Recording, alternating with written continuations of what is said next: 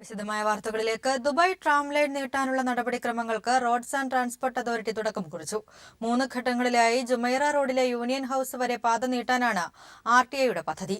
2ാം ഘട്ടത്തിൽ ഇത് Sheikh Zayed റോഡിലെ mall of Emirates metro station വരെ നീട്ടും. 3ാം ഘട്ടത്തിൽ ഇവിടെ നിന്ന് ജുമൈറ റോഡിലൂടെ 2nd ഡിസംബർ സ്ട്രീറ്റ് ജംഗ്ഷനിലെ യൂണിയൻ ഹൌസ് വരെ നീട്ടും. വിനോദസഞ്ചാര കേന്ദ്രങ്ങൾ കൂടി ട്രാം പരിധിയിൽ വരുന്നതോടെ യാത്രക്കാരുടെ എണ്ണം കൂടുമെന്നാണ് കരുതുന്നത്.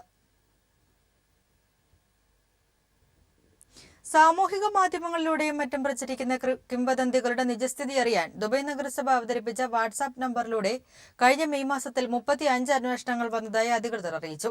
ഭക്ഷണം, ആരോഗ്യം, സുരക്ഷ, മാലിന്യങ്ങൾ തുടങ്ങിയവയെ സംബന്ധിച്ച വ്യാജ വിവരങ്ങളും വാട്സാപ്പ് നമ്പറിലേക്ക് എത്തിയതായും അധികൃതർ അറിയിച്ചു.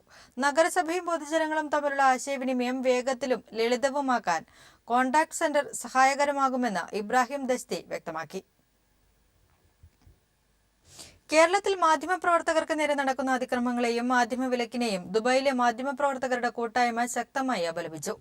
മാധ്യമപ്രവർത്തകരുടെ അവകാശങ്ങൾ സംരക്ഷിക്കാൻ കേരളത്തിലെ സഹപ്രവർത്തകർക്കൊപ്പം അടിയുറച്ചു നിൽക്കും.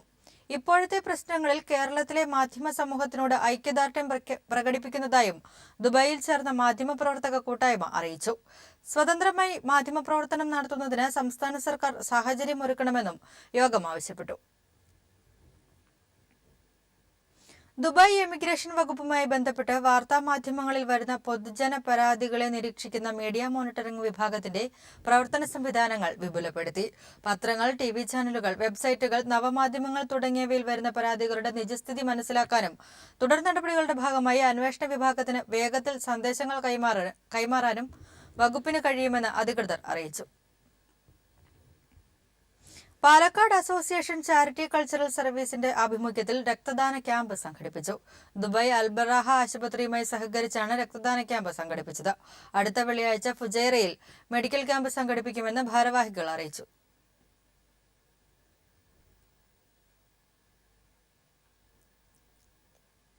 മറ്റു വാർത്തകളിലേക്ക്. കോഴിക്കോട് ജില്ലാ കോടതിയിലും ടൗൺ പോലീസ് സ്റ്റേഷനിലും മാധ്യമപ്രവർത്തകരെ പോലീസ് കയ്യേറ്റം ചെയ്തു. അതിക്രമം നടത്തിയ ടൗൺ SI വിമോദിനെ അന്വേഷണ വിധേയമായി സസ്പെൻഡ് ചെയ്തു. മാധ്യമപ്രവർത്തകരുടെ പരാതിയിൽ SIക്കെതിരെ 2 കേസുകൾ എടുത്തു. മാധ്യമപ്രവർത്തകരെ പോലീസ് സ്റ്റേഷനിലും കോടതിയിലും തടഞ്ഞുവെച്ചതിനും മർദ്ദിച്ചതിനുമാണ് കേസ്. അതേസമയം കോഴിക്കോട് ബാർ അസോസിയേഷൻ പോലീസിനെ പിന്തുണച്ച് പ്രമേയം പാസാക്കി. ഐസ്ക്രീം പാർലർ കേസിലെ 2 ഹർജികൾ പരിഗണിച്ച കോഴിക്കോട് ജില്ലാ കോടതിയിൽ വെച്ചാണ് മാധ്യമപ്രവർത്തകർക്ക് നേരെയുള്ള അതിക്രമം ആദ്യം നടന്നത്. കോടതി നടപടികൾ റിപ്പോർട്ട് ചെയ്യാനെത്തിയ ഏഷ്യാനെറ്റ് വാർത്താ സംഘത്തെ ടൗൺ SI വിമോദിന്റെ നേതൃത്വത്തിൽ കസ്റ്റഡിയിലെടുത്തു. വലിച്ചിഴച്ചാണ് മാധ്യമപ്രവർത്തകരെ പോലീസ് വാഹനത്തിലേക്ക് കയറ്റിയത്. ജില്ലാ ജഡ്ജിന്റെ വാക്കാലുള്ള നിർദ്ദേശപ്രകാരമാണ് കസ്റ്റഡിയിലെടുത്തതെന്നായിരുന്നു പോലീസിന്റെ വിശദീകരണം. എന്നാൽ ജില്ലാ മജിസ്ട്രേറ്റ് ഇങ്ങനെ ഒരു നിർദ്ദേശം നൽകിയിരുന്നില്ല. മാവോയിസ്റ്റ് നേതാവ് രൂപേഷിനെ കോടതിയിൽ ഹാജരാക്കുന്നതിനാൽ കോടതിയിൽ സുരക്ഷയൊരുക്കണമെന്നാണ് ആവശ്യപ്പെട്ടതെന്ന് ജില്ലാ ജഡ്ജി പരമേശ്വർ സുബ്രഹ്മണ്യം മുസഡ് ഹൈക്കോടതി രജിസ്ട്രാർക്ക് വിശദീകരണം നൽകി. മാധ്യമങ്ങളെ കോടതി സമുച്ചയത്തിൽ വിലക്കാൻ നിർദ്ദേശം നൽകിയിരുന്നില്ലെന്നും വിശദീകരണത്തിൽ വ്യക്തമാക്കി. ഇതേ തുടർന്ന് അതിക്രമം നടത്തിയ ടൗൺ SI വിമോദിനെതിരെ നടപടിയെടുക്കണമെന്ന് ആവശ്യപ്പെട്ട് പത്രപ്രവർത്തക യൂണിയന്റെ നേതൃത്വത്തിൽ സിറ്റി പോലീസ് കമ്മീഷണറുടെ ഓഫീസിന് മുന്നിൽ 1.5 മണിക്കൂറിലേറെ കുത്തിയിരിപ്പ് സമരം നടത്തി. തുടർന്ന് വൈകുന്നേരത്തിനകം നടപടിയെടുക്കാമെന്ന് ഉറപ്പു നൽകിയതിന്റെ അടിസ്ഥാനത്തിൽ മാധ്യമപ്രവർത്തകർ പിരിഞ്ഞുപോയി. പിന്നീട് ടൗൺ സ്റ്റേഷന് മുന്നിൽ പാർക്ക് ചെയ്ത ദൃശ്യമാധ്യമത്തിന്റെ DSNG പുറത്തേക്കെടുക്കുന്നതിനിടെയാണ് വീണ്ടും മാധ്യമപ്രവർത്തകരെ അസഭ്യം പറഞ്ഞ് അകാരണമായി കസ്റ്റഡിയിലെടുത്തത്.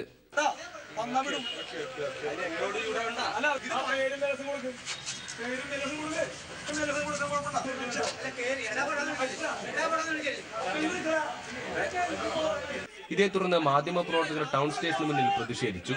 SIയെ അന്വേഷണ വിധേയമായി സസ്പെൻഡ് ചെയ്ത ശേഷം മാധ്യമപ്രവർത്തകരുടെ പരാതിയിൽ കേസെടുക്കുമെന്ന് city police commissioner Uma Mehra ഉറപ്പു നൽകിയതോടെയാണ് 2 മണിക്കൂർ നീണ്ട പ്രതിഷേധം അവസാനിപ്പിച്ചത്.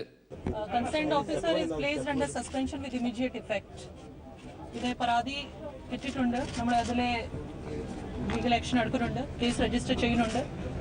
അന്വേഷണ ഓൾറെഡി സ്റ്റേഷനിലെ CCTV ക്യാമറ ഉണ്ട്. അതിൽ ഫുട്ടേജ് എടുക്കാൻ എന്ത് ഇവിടെ സംഭവിച്ചു അത് കറക്റ്റായിട്ട് അന്വേഷണം ഉണ്ടാവും. ഇൻവെസ്റ്റിഗേഷന്റെ ഭാഗമായിട്ട് അറസ്റ്റ് ആവശ്യമുണ്ടെങ്കിൽ അറസ്റ്റ് ചെയ്യും.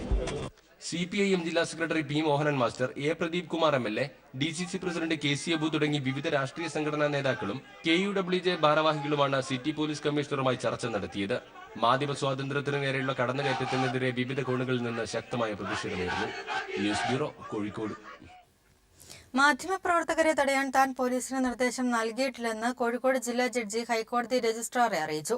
മാവോയിസ്റ്റ് നേതാവ് രൂപേഷിനെ ഹാജരാക്കുന്ന സാഹചര്യത്തിൽ കോടതിക്ക് സുരക്ഷ വർദ്ധിപ്പിക്കണമെന്ന് നിർദ്ദേശിക്കുക മാത്രമാണ് ചെയ്തതെന്ന് ജില്ലാ ജഡ്ജി ഹൈക്കോടതി രജിസ്ട്രാറെ ടെലിഫോൺ മുഖേന അറിയിച്ചു. കോഴിക്കോട് കോടതിവളപ്പിൽ മാധ്യമപ്രവർത്തകർക്ക് നേരെയുണ്ടായ പോലീസ് നടപടി സംബന്ധിച്ച വാർത്തകൾ ശ്രദ്ധയിൽപ്പെട്ടതിനെ തുടർന്നാണ് ഹൈക്കോടതി രജിസ്ട്രാർ ജനറൽ ജില്ലാ ജഡ്ജിയെ ഫോണിൽ വിളിച്ച് വിവരങ്ങൾ ആരാഞ്ഞത്. മാധ്യമപ്രവർത്തകരെ തടയാൻ താൻ ആർക്കും നിർദ്ദേശം നൽകിയിട്ടില്ലെന്ന് ജില്ലാ ജഡ്ജി രജിസ്ട്രാറെ അറിയിച്ചു. OB1 കോടതി വളപ്പിനുള്ളിൽ കയറ്റരുതെന്ന് മാത്രമേ നിർദ്ദേശിച്ചിരുന്നുള്ളൂ. എന്നാൽ കോടതിക്ക് സുരക്ഷ വർദ്ധിപ്പിക്കണമെന്ന നിർദ്ദേശം താൻ നൽകിയിരുന്നു.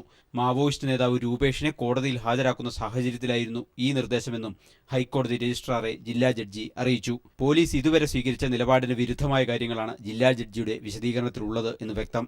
മാധ്യമപ്രവർത്തകരെ തടയുന്നതിനോ അറസ്റ്റ് ചെയ്യുന്നതിനോ ജില്ലാ ജഡ്ജി നിർദ്ദേശം നൽകിയിരുന്നില്ലെന്നും ഇതോടെ വ്യക്തമാവുകയാണ്.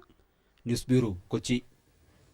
മാധ്യമപ്രവർത്തകർക്ക് നേരെയുണ്ടായ ആക്രമണത്തിൽ പോലീസിന്റെ വീഴ്ച സമ്മതിച്ച് DGP ലോക്നാഥ് ബെഹ്റ. മാധ്യമപ്രവർത്തകരെ സ്റ്റേഷനിൽ കൊണ്ടുപോയതിന് ന്യായീകരണമില്ലെന്നും DGP പ്രതികരിച്ചു. സംഭവത്തെ സർക്കാർ അത്യന്തം ഗൗരവകരമായാണ് കാണുന്നതെന്ന് മുഖ്യമന്ത്രി പിണറായി വിജയൻ പറഞ്ഞു. സംഭവം ദൗർഭാഗ്യകരമെന്നും ഉന്നതതല അന്വേഷണം നടത്തി ഉടൻ നടപടിയെടുക്കണമെന്നും CPM സംസ്ഥാന സെക്രട്ടറി കോടിയേരി ബാലകൃഷ്ണൻ പ്രതികരിച്ചു. റെസ്പോൺസിബിൾ ഓഫീസേഴ്സ് ഇങ്ങനെ ചെയ്യാൻ പാടില്ലാണ്. സസ്പെൻഷൻ ഒരു പ്രൈമ ഫേസി ഒരു പ്രൊസീജിയറാണ്. ഇങ്ങനെ ഒരു സിറ്റുവേഷൻ ഉണ്ടെങ്കിൽ എനിക്ക് ആ വിക്ടിം ഓർ വിക്ടിമിന്റെ കൂട്ടത്തിലുള്ള ഒരാള് ഒരു പരാതി തരണം, ഇല്ലെങ്കിൽ നമുക്ക് നിൽക്കില്ല. അപ്പം ഇത് ഗൗരവമായാണ് സർക്കാർ കാണുന്നത്. പോലീസ് മാധ്യമപ്രവർത്തകരുടെ വഴി തടയാൻ എന്തിനു നിന്നു എന്നത് അത്യന്തം ഗൗരവമായി തന്നെ സർക്കാർ വീക്ഷിക്കുകയാണ്. ഇത് കോടതിയിൽ കടന്നു ചെല്ലാനുള്ള സ്വാതന്ത്ര്യത്തിൻ്റെ പ്രശ്നം കൂടിയാണ്. ആ കാര്യത്തിൽ ഒരു തടസ്സവും പോലീസ് സൃഷ്ടിക്കേണ്ടതായിട്ടില്ല. അവിടെ ഒരു SIയുടെ ഭാഗത്തുനിന്ന് സ്വീകരിച്ചിട്ടുള്ള നടപടിയെ സംബന്ധിച്ച് ഉന്നതതലത്തിൽ അന്വേഷണം നടത്തി മാതൃകാപരമായ നിലപാട് ഗവൺമെൻറ് സ്വീകരിക്കണം. SIയെ സസ്പെൻഡ് ചെയ്തു. അങ്ങനെയുള്ള സീരിയസ് ആയിട്ടുള്ള നടപടികളൊക്കെ അവരെടുത്തുകൊണ്ടിരിക്കുകയാണ്. ഇതൊക്കെ വലിച്ചു നീട്ടി എങ്ങനെയൊന്നും കൊണ്ടുപോകരുത്. ഈ കേരളത്തിന്റെ സമാധാന അന്തരീക്ഷം തകർക്കാനും കേരളത്തിൽ പ്രശ്നങ്ങളാണെന്ന് വരുത്തി തീർക്കാനും അനാവശ്യമായി സംഘർഷം ഉണ്ടാക്കാൻ ശ്രമിക്കുന്ന ചില ശക്തികൾ ഇതിന്റെ പിന്നിൽ പ്രവർത്തിക്കുന്നില്ലേ എന്ന് ന്യായമായി സംശയിക്കേണ്ടതായിട്ടുണ്ട്. കോഴിക്കോട് മാധ്യമപ്രവർത്തകർക്കെതിരെ നടന്ന പോലീസ് നടപടി പ്രതിഷേധാർഹമെന്ന് KTF general secretary John Brittas. ജനാധിപത്യ പ്രക്രിയയിൽ സ്വതന്ത്രമായ മാധ്യമപ്രവർത്തനത്തിന് സാഹചര്യം സൃഷ്ടിക്കണം. തുറന്ന കോടതികളുടെ തീരുമാനങ്ങളും വ്യവഹാരങ്ങളും റിപ്പോർട്ട് ചെയ്യാനുള്ള ഉത്തരവാദിത്വവും അവകാശങ്ങളും മാധ്യമങ്ങൾക്കുണ്ടായിരിക്കണമെന്നും ജോൺ ബ്രിട്ടാസ് ആവശ്യപ്പെട്ടു. വളരെ പ്രതിഷേധജനകമായിട്ടുള്ള സംഭവങ്ങളാണ് അവിടെ നടന്നിട്ടുള്ളത്. ജനാധിപത്യ പ്രക്രിയയിൽ സ്വതന്ത്രമായ മാധ്യമപ്രവർത്തനത്തിനുള്ള സാഹചര്യവും അവസരവും ഉണ്ടായിരിക്കണം. നമ്മുടെ ഭരണഘടന വിഭാവനം ചെയ്യുന്നത് തുറന്ന കോടതികളാണ്. തുറന്ന കോടതികളുടെ വ്യവഹാരങ്ങളും തീരുമാനങ്ങളും നടപടികളും റിപ്പോർട്ട് ചെയ്യാനുള്ള അവകാശവും ഉത്തരവാദിത്വവും മാധ്യമങ്ങൾക്കുണ്ട്. അതിനു മുകളിൽ ഏതെങ്കിലും തരത്തിലൊരു വിലക്ക് അല്ലെങ്കിൽ നിഷേധം ഉണ്ടാകുന്നത് ഒരു തരത്തിലും സ്വീകാര്യമല്ല, പ്രതിഷേധജനകമാണ്. ഇത് ബന്ധപ്പെട്ടവർ തിരിച്ചറിഞ്ഞുകൊണ്ട് ഇത് തടയാനുള്ള നടപടികൾ സ്വീകരിക്കുമെന്ന് KTF പ്രതീക്ഷിക്കുന്നു. കോഴിക്കോട് കോടതിയിലുണ്ടായ സംഭവം സ്വതന്ത്ര മാധ്യമ സ്വാതന്ത്ര്യത്തിനു നേരെയുള്ള വെല്ലുവിളിയെന്ന് പ്രതിപക്ഷ നേതാവ് രമേശ് ചെന്നിത്തല. മുഖ്യമന്ത്രി നിസ്സംഗത വെടിയണമെന്ന് ചെന്നിത്തലയും ഉമ്മൻചാണ്ടിയും പ്രതികരിച്ചു. വാർത്തകൾ നിർഭയം റിപ്പോർട്ട് ചെയ്യാനുള്ള മാധ്യമ പ്രവർത്തകരുടെ സ്വാതന്ത്ര്യത്തിന് നേരെയുള്ള ഒരു വെല്ലുവിളിയാണിത്. ഇത്രയും ദിവസം പോലീസ് നിഷ്ക്രിയമായിരുന്നു. ഇപ്പം പോലീസ് മാധ്യമ പ്രവർത്തകർക്ക് നേരെ നടത്തിയിട്ടുള്ള ഈ കടന്നാക്രമണം ദുരൂഹമാണ്. ഈ കാര്യത്തിൽ മുഖ്യമന്ത്രി ഒരു നിസ്സഹായത പ്രകടിപ്പിക്കുന്നത് ഒട്ടും ശരിയല്ല. ഇന്നിപ്പോൾ അവിടെ പോലീസാണ് ഇന്ന് രംഗത്ത് വന്നത്. കോടതിയെ സംബന്ധിച്ചിടത്തോളം അവസാന വാക്ക് തീരുമാനം കോടതിയുടെയാണ്. അപ്പോൾ ഇത് ഏത് സാഹചര്യത്തിൽ പോലീസ് ഇതിൽ ഇടപെടേണ്ടി വന്നു എന്നുള്ളത് തന്നെ വ്യക്തമാക്കണം. മുഖ്യമന്ത്രി കാഴ്ചക്കാരനായിട്ട് നിൽക്കുക. കാഴ്ചക്കാരനായിട്ട് നിന്നാൽ പോരാ, ഈ പ്രശ്നം തീർക്കാൻ നേതൃത്വം കൊടുക്കണം. ഹൈക്കോടതിയിൽ മാധ്യമപ്രവർത്തകർക്ക് വിലക്കില്ലെന്ന് ഹൈക്കോടതി രജിസ്ട്രാർ അറിയിച്ചു. ആക്ടിംഗ് ചീഫ് ജസ്റ്റിസിന്റെ സാന്നിധ്യത്തിൽ കോടതിയിലെ മാധ്യമ ബന്ധുസമിതി യോഗം ചേർന്നാണ് ഇക്കാര്യം പൊതുജനങ്ങളെ അറിയിക്കാൻ തീരുമാനിച്ചത്. എന്നാൽ ജഡ്ജിമാരുടെ ചേംബറിലും സ്റ്റെനോ പൂളിലും പ്രവേശനം അനുവദിക്കുന്നത് സംബന്ധിച്ച് അതാത് ജഡ്ജിമാർക്ക് ഉചിതമായ തീരുമാനമെടുക്കാമെന്ന് രജിസ്ട്രാർ അറിയിച്ചു. എന്നാൽ അഭിഭാഷകർ ബലമായി അടച്ചുപൂട്ടിയ മീഡിയ റൂം തുറക്കുന്നത് സംബന്ധിച്ച് രജിസ്ട്രാർ പുറത്തിറക്കിയ പത്രക്കുറിപ്പിൽ പരാമർശമില്ല. കോഴിക്കോട് ടൗൺ SIക്കെതിരെ മനുഷ്യാവകാശ കമ്മീഷനും കേസെടുത്തു. SI വിമോദിനെതിരെയാണ് കേസെടുത്തത്. കഴിഞ്ഞ ദിവസം യുവാക്കളെ പ്രാകൃത ശിക്ഷാ നടപടികൾക്ക് വിധേയമാക്കിയ SIയുടെ നടപടിക്കെതിരെയാണ് മനുഷ്യാവകാശ കമ്മീഷൻ കേസെടുത്തത്. തിരികെ വാർത്തകളിലേക്ക്. KM മാണിയെ അനുനയിപ്പിക്കാൻ ഉമ്മൻചാണ്ടി മാണിയുടെ വസതിയിലെത്തി കൂടിക്കാഴ്ച നടത്തി. മാണി UDFന്റെ അവിഭാജ്യ ഘടകമെന്ന് കൂടിക്കാഴ്ചയ്ക്ക് ശേഷം ഉമ്മൻചാണ്ടി പറഞ്ഞു. എന്നാൽ തർക്കങ്ങൾ തീർന്നിട്ടില്ലെന്നും ചരൽക്കുന്ന് ക്യാമ്പിന് ശേഷം കാത്തിരുന്ന് കാണാമെന്നും മാണി പ്രതികരിച്ചു. ബാർക്കോഴ വിവാദവുമായി ബന്ധപ്പെട്ട് KM മാണിയും കോൺഗ്രസുമായുള്ള അഭിപ്രായ വ്യത്യാസം തുടരുമ്പോഴാണ് ഉമ്മൻചാണ്ടി KM മാണിയുടെ പാലായിലെ വീട്ടിലെത്തി കൂടിക്കാഴ്ച നടത്തിയത്. അടച്ചിട്ട മുറിയിൽ അരമണിക്കൂറോളം ചർച്ച നടത്തി. ജോസ് കെ മാണി MPയുടെ സാന്നിധ്യത്തിൽ നടന്ന ചർച്ചയ്ക്ക് ശേഷം പുറത്തിറങ്ങിയ ഉമ്മൻചാണ്ടി KM മാണി UDFന്റെ അവിഭാജ്യ ഘടകമാണെന്ന് വ്യക്തമാക്കി. UDFന്റെ ഏറ്റവും പ്രധാനപ്പെട്ട ഒരു ഘടകകക്ഷിയാണ് കേരള കോൺഗ്രസ്. അതിൻ്റെ തുടക്കം മുതലുള്ള നേതാവാണ് മാണി സാറ്. അപ്പം UDFന് അവിഭാജ്യ ഘടകമാണ് മാണിസാറില്ലാത്ത UDFനെ കുറിച്ച് ആർക്കും ചിന്തിക്കാനേ പറ്റില്ല. അതേസമയം UDFൽ ഉന്നയിച്ചിട്ടുള്ള കാര്യങ്ങൾ ഗൗരവമുള്ളതാണെന്നും കോൺഗ്രസുമായി അഭിപ്രായ വ്യത്യാസവും തർക്കവും നിലനിൽക്കുന്നുണ്ടെന്നും KM മാണി ആവർത്തിച്ചു. ഞങ്ങൾക്ക് UDFുമായി ചില അഭിപ്രായ വ്യത്യാസങ്ങളുണ്ട്, കോൺഗ്രസുമായിട്ടും ചില അഭിപ്രായ വ്യത്യാസങ്ങളുണ്ട്. അത് ഗൗരവമായിട്ടുള്ള ചില വിഷയങ്ങളാണ്. അത് ഞങ്ങൾ ചലക്കുന്നിൽ ചർച്ച ചെയ്യും. പ്രതിപക്ഷ നേതാവായി രമേശ് ചെന്നിത്തലയെ കോൺഗ്രസ് തിരഞ്ഞെടുത്തത് ഏകപക്ഷീയമായി തന്നെയാണെന്ന നിലപാടിൽ ഉറച്ചു നിൽക്കുകയാണെന്നും KM മാണി പറഞ്ഞു. ഉമ്മൻചാണ്ടി KM മാണി കൂടിക്കാഴ്ചയിലും യാതൊരു സമവായവും ഉണ്ടാകാത്ത സാഹചര്യത്തിൽ ആഗസ്റ്റ് 6-7 തീയതികളിൽ ചരക്കുന്നിൽ നടക്കുന്ന കേരള കോൺഗ്രസ് സംസ്ഥാന നേതൃക്യാമ്പ് നിർണായകമാകും.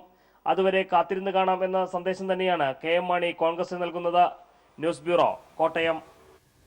തെരഞ്ഞെടുപ്പ് പരാജയത്തിന്റെ ഉത്തരവാദിത്വം ഏറ്റെടുത്ത് പ്രതിപക്ഷ നേതൃസ്ഥാനം ഏറ്റെടുക്കില്ലെന്ന ഉമ്മൻചാണ്ടിയുടെ നിലപാട് മറ്റു നേതാക്കൾ മാതൃകയാക്കണമെന്ന് INTUC സംസ്ഥാന അധ്യക്ഷൻ R ചന്ദ്രശേഖരൻ. കോൺഗ്രസ് നേതാക്കൾ ജാതിമത പരിഗണനകൾക്കുപരിയായി ഉയരണമെന്നും R ചന്ദ്രശേഖരൻ പറഞ്ഞു. വർഗശത്രുക്കളെ സഹായിച്ചതിന്റെ പേരിൽ പാർട്ടിയിൽ നിന്നും പുറത്താക്കിയവരെ മാലയിട്ട് സ്വീകരിച്ച കാനം രാജേന്ദ്രൻ ഇടതൈക്യത്തെ ദുർബലപ്പെടുത്താൻ ശ്രമിക്കുന്നുവെന്ന് CPIM എറണാകുളം ജില്ലാ സെക്രട്ടേറിയറ്റ് പ്രസ്താവനയിൽ പറഞ്ഞു. രക്തസാക്ഷിയുടെ ഭാര്യയോട് ക്രൂരമായി പെരുമാറിയവർ ഉൾപ്പെടെയുള്ളവരെയാണ് പുറത്താക്കിയത്. വർഗശത്രുക്കൾക്ക് വിടുപണി ചെയ്യുന്നവരെ കൂടെ കൂട്ടി കമ്മ്യൂണിസ്റ്റ് പാർട്ടി ശക്തിപ്പെടുത്താൻ കഴിയുമെന്ന കാനത്തിന്റെ കണ്ടുപിടുത്തം അദ്ദേഹത്തെയും പാർട്ടിയെയും ശക്തിപ്പെടുത്തുമെങ്കിൽ അത് നല്ലതാണെന്നും ജില്ലാ സെക്രട്ടേറിയറ്റ് വാർത്താക്കുറിപ്പിൽ വ്യക്തമാക്കി.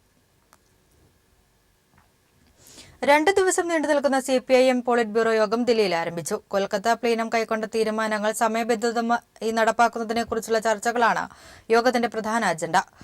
പൊതുരാഷ്ട്രീയ സാഹചര്യങ്ങളും യോഗം വിലയിരുത്തും. ഒഡീഷയിൽ വിവിധ ഭാഗങ്ങളിലുണ്ടായ ഇടിമിന്നലിൽ 30 പേർ മരിച്ചു. 36 പേർക്ക് പരിക്കേറ്റിട്ടുണ്ട്. പരിക്കേറ്റവരിൽ ഭൂരിഭാഗം പേരുടെയും നില ഗുരുതരമാണ്. മരണസംഖ്യ ഇനിയും ഉയരാനിടയുണ്ട്. ഉച്ചയോടെ ഖുർദ, ബലസോർ, ബഹഡാർ, കിയോഞ്ചർ, മയൂർഭഞ്ച്, നവയഗ്രഹ്, കേന്ദ്രപര, ജാജ്പൂർ തുടങ്ങിയ ജില്ലകളിലാണ് അപകടമുണ്ടായത്.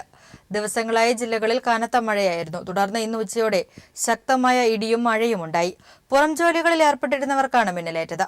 നിരവധി മരങ്ങൾ കത്തിപ്പോവുകയും വീടുകൾക്ക് കേടുപാടുകൾ സംഭവിക്കുകയും ചെയ്തു. സെസ് 5 രൂപയാക്കി ഉയർത്തിയാൽ മാത്രമേ തിയേറ്ററുകളിൽ ടിക്കറ്റ് മെഷീൻ വെക്കാൻ അനുവദിക്കുകയുള്ളൂ എന്ന് ഫിലിം എക്സിബിറ്റേഴ്സ് ഫെഡറേഷൻ. സർക്കാർ ടിക്കറ്റ് മെഷീൻ അടിച്ചേൽപ്പിച്ചാൽ തിയേറ്ററുകൾ അടച്ചിടുമെന്നും സമരം സംബന്ധിച്ച് 10-ാം തീയതി കൊച്ചിയിൽ ചേർന്ന യോഗത്തിൽ തീരുമാനമെടുക്കുമെന്നും ഫെഡറേഷൻ പ്രസിഡന്റ് ലിബർട്ടി ബഷീർ പറഞ്ഞു.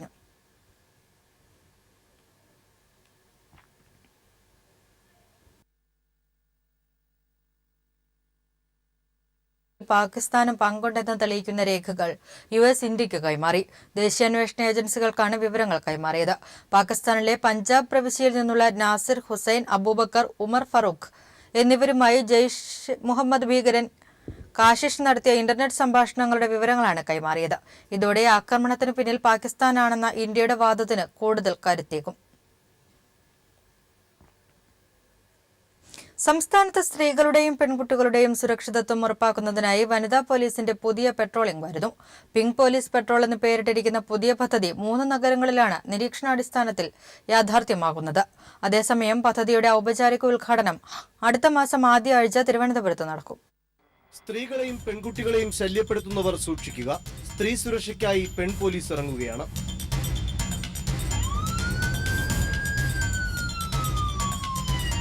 ഇനി മുതൽ സംസ്ഥാനത്തെ പ്രധാന നഗരങ്ങളായ തിരുവനന്തപുരം, കൊച്ചി, കോഴിക്കോട് എന്നിവിടങ്ങളിൽ വനിതകൾ കൂടുതലായി എത്തുന്ന സ്ഥലത്ത് സ്ത്രീകളുടെയും പെൺകുട്ടികളുടെയും സുരക്ഷിതത്വം ഉറപ്പാക്കുന്നതിനായി വനിതാ പോലീസിന്റെ സംഘം നഗരത്തിന്റെ വിവിധ കോണുകളിൽ കറങ്ങും. പിങ്ക് പോലീസ് പെട്രോൾ എന്ന് പേരിട്ടിരിക്കുന്ന പദ്ധതി പരീക്ഷണാടിസ്ഥാനത്തിലാണ് സംസ്ഥാന പോലീസ് നടപ്പാക്കുന്നത്. ഓരോ നഗരത്തിലും ഇത്തരത്തിൽ ക്യാമറ ഉൾപ്പെടെയുള്ള അത്യാധുനിക സംവിധാനങ്ങളുള്ള 3 വീതം വാഹനങ്ങളായിരിക്കും പെട്രോളിംഗ് നടത്തുക. ഓരോ വാഹനത്തിലും വനിതാ എസ്ഐയും വനിതാ ഡ്രൈവറും അടക്കം 5 പേരുണ്ടാകും. 181 എന്ന ടോൾ ഫ്രീ നമ്പറിൽ വിളിച്ചാൽ ഏതൊരു സ്ത്രീക്കും പെൺകുട്ടിക്കും പിങ്ക് പോലീസ് പെട്രോളിന്റെ സേവനം ലഭ്യമാകും. തിരുവനന്തപുരത്ത് കിഴക്കേക്കോട്ട, കഴക്കൂട്ടം ടെക്നോ പാർക്ക് പരിസരം, വഴുതക്കാട് വനിതാ കോളേജ് പ്രദേശം എന്നിവിടങ്ങളിൽ പിങ്ക് പോലീസ് പെട്രോൾ ഉണ്ടാകും.